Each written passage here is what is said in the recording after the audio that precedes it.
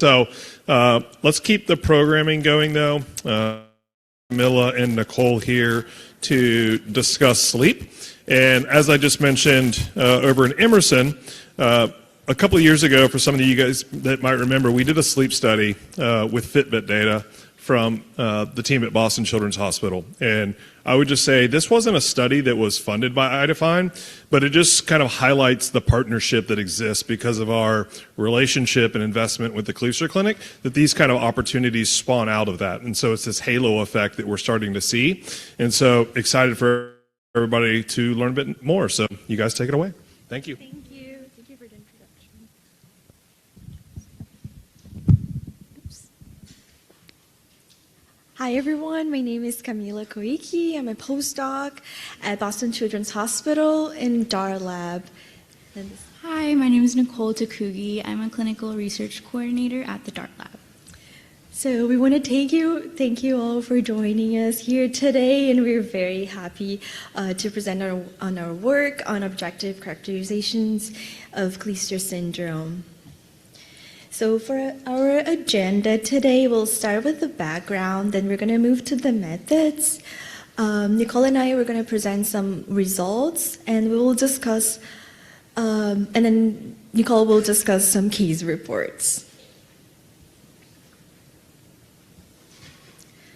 So Kleefstra syndrome is associated with sleep disturbances, which has been associated also with regression.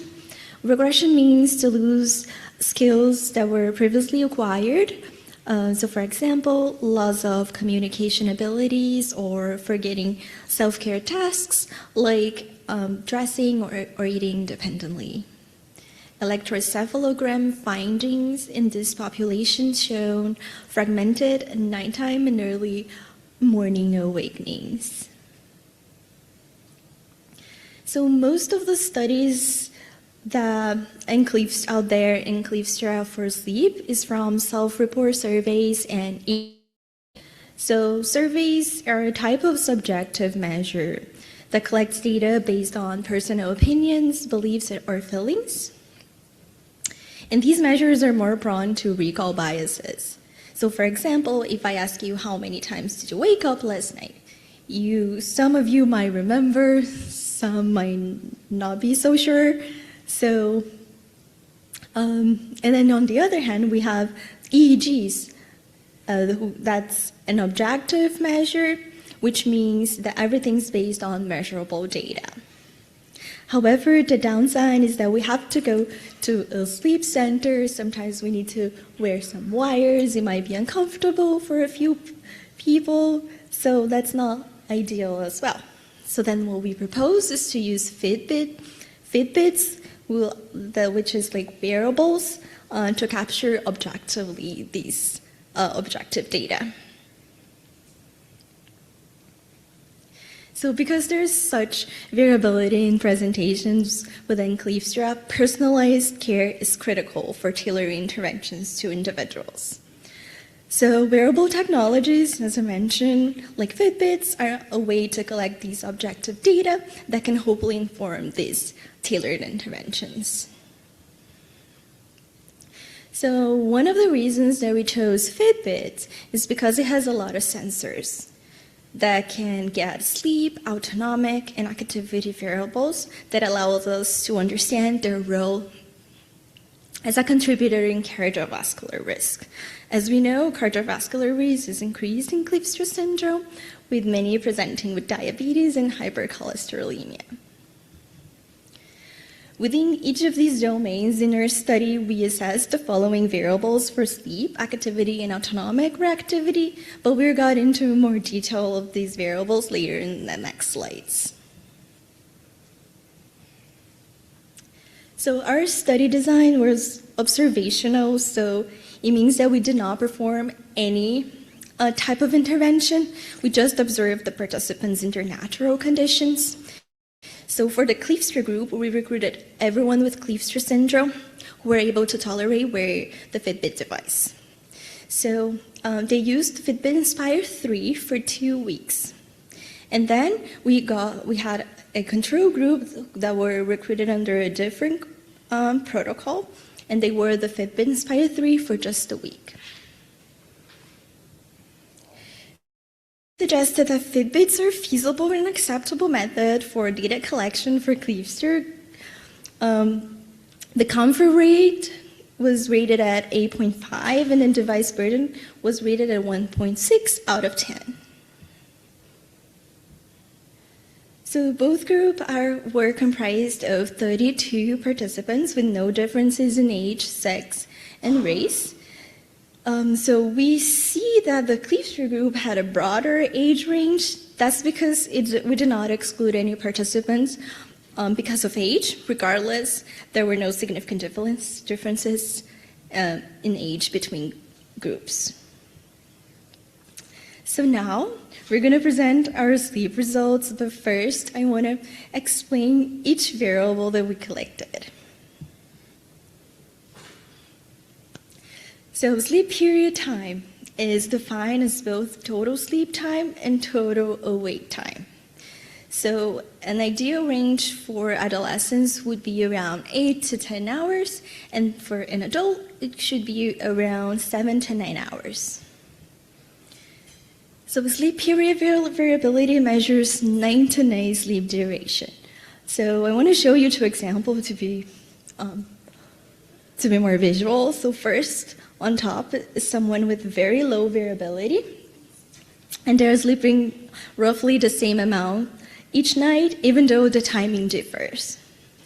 Below is an example of a high variability, and the total sleep duration strongly differs from night to night, and then less variability is better. So wake after sleep onset measures the percentage of time spent asleep. So in other words, they fall asleep, after they fall asleep, how much time they were awake till the final awakening. So in this first figure, we see these blue blocks of sleep periods. This is when we say someone has a fragmented sleep. This is what we're talking about. We see these fragments of sleep intercalated with wakes. The figure below is an example of a continuous sleep.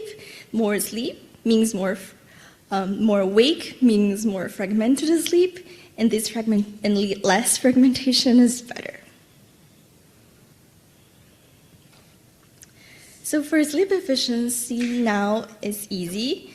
So if there were no awake at all at night, your sleep efficiency should be 100%. The more fragmented the sleep, the more awake time, and the lower the sleep efficiency.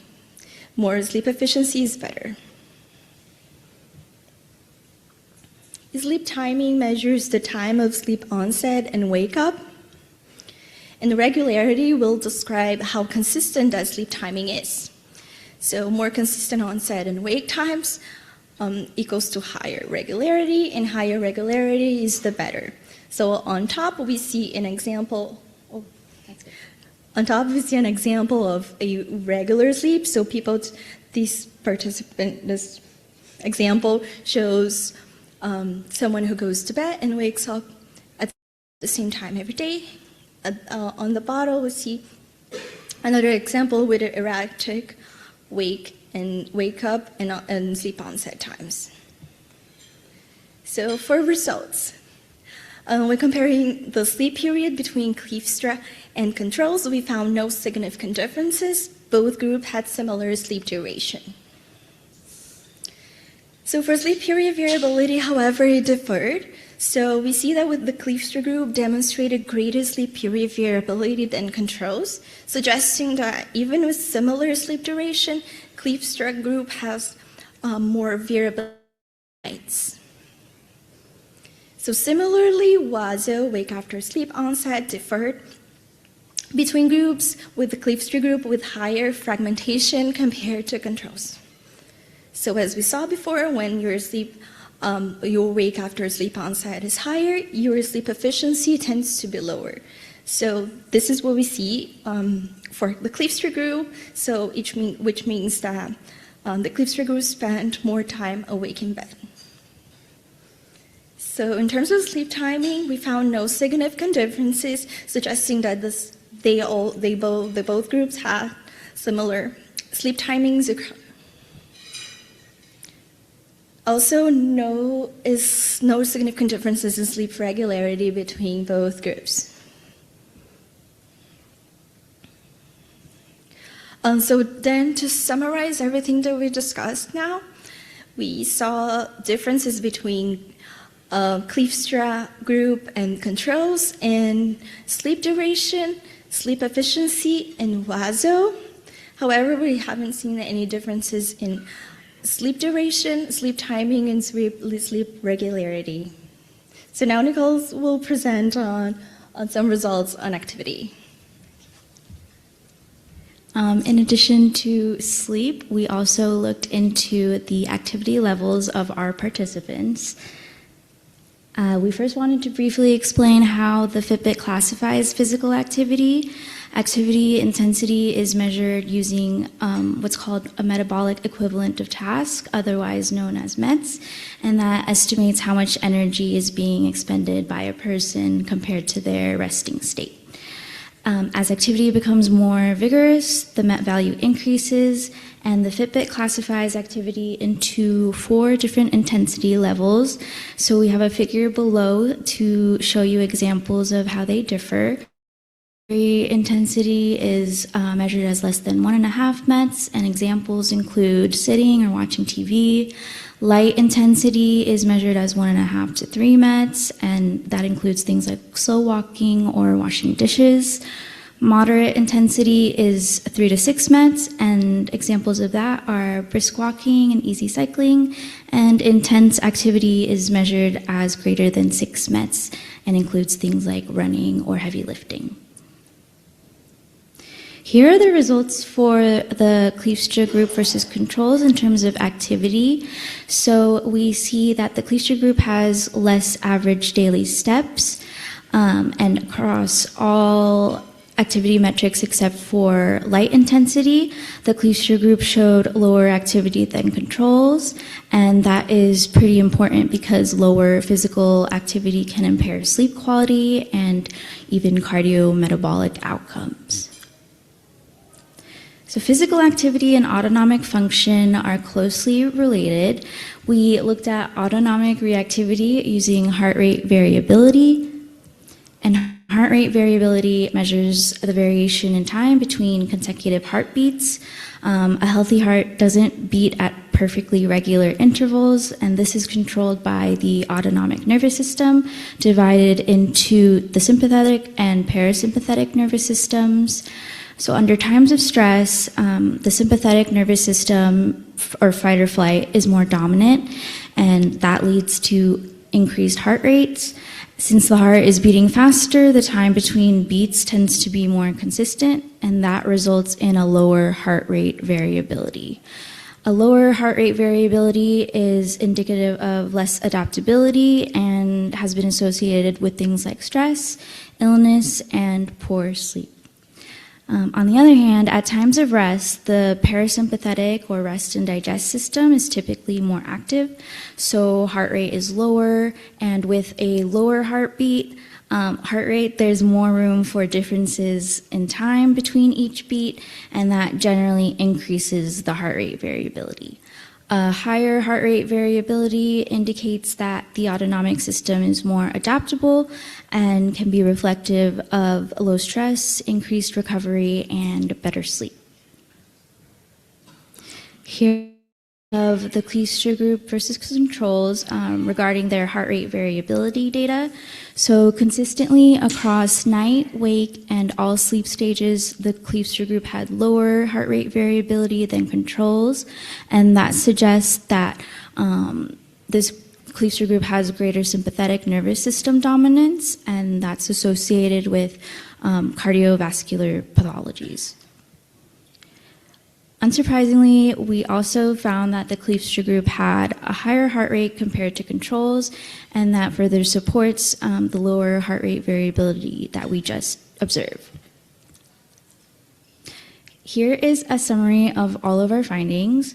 So the Kleefstra group showed increased sleep impairment with more fragmentation and irregular timing.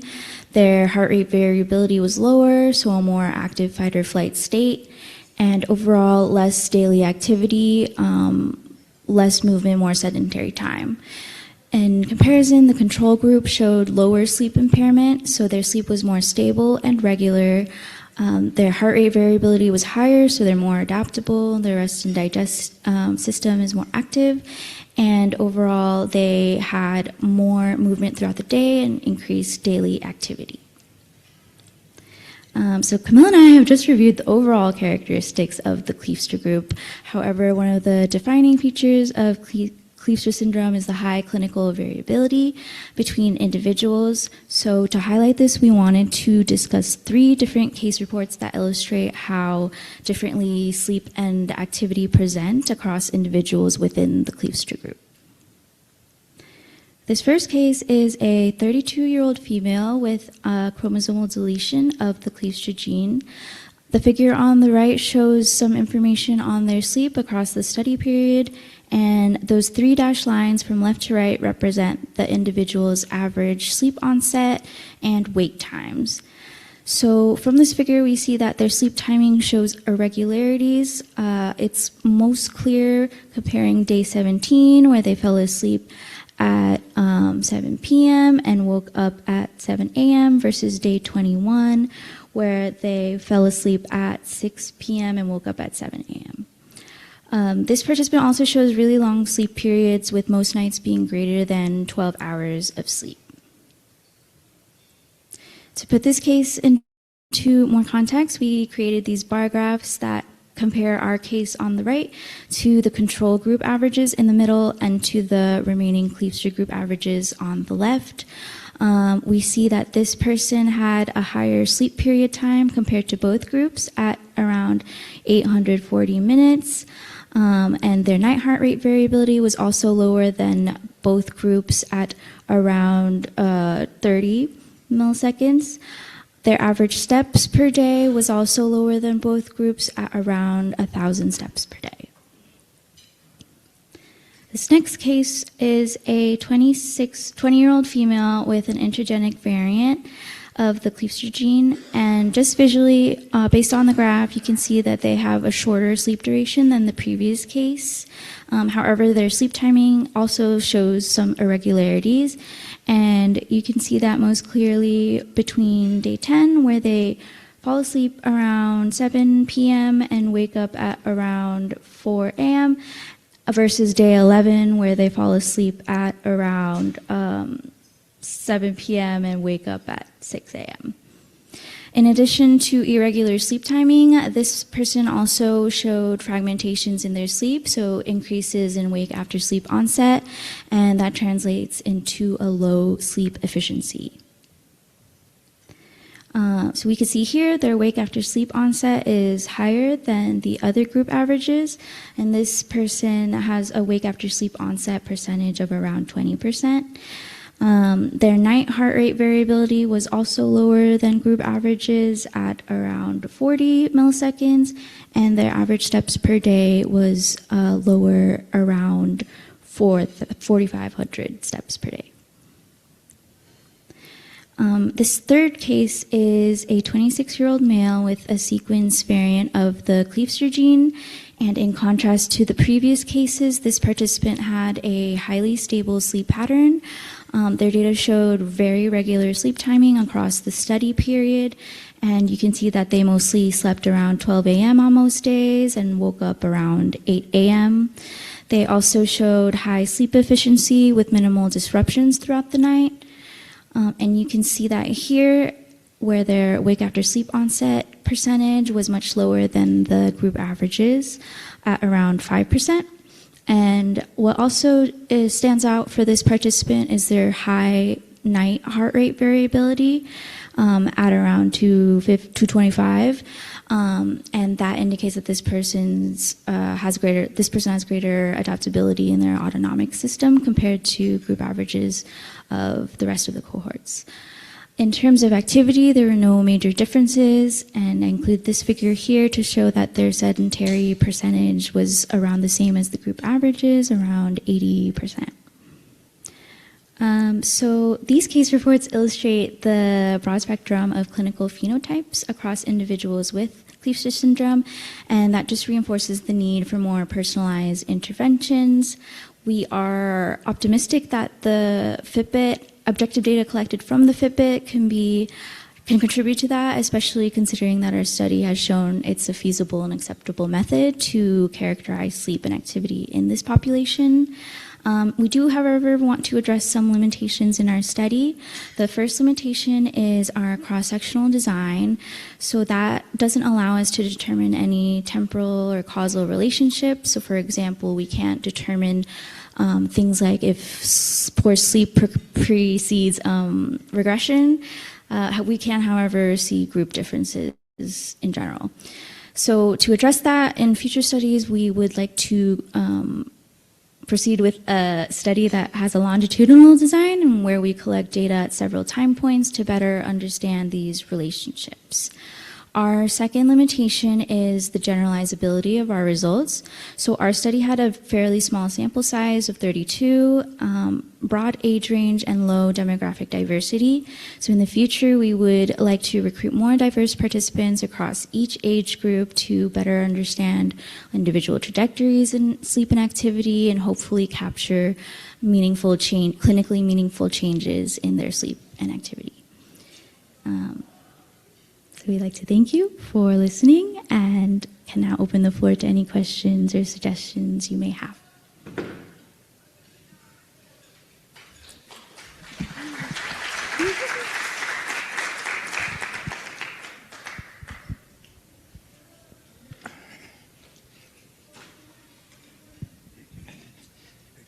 So as our kids all age and move out of school and now are just off on their own, we've noticed a sedentary lifestyle can emerge. Maybe others have seen that. I noticed you had daily activity, and at least in the one subject who had done well with sleep, I would say he had higher daily activity. I think it was subject number 3. Did you find that either in this study or other sleep work that you've done correlates or is causal? Good daily activity to better sleep, and do you think we should just be doing more to get our kids up and moving and plan activities during the day?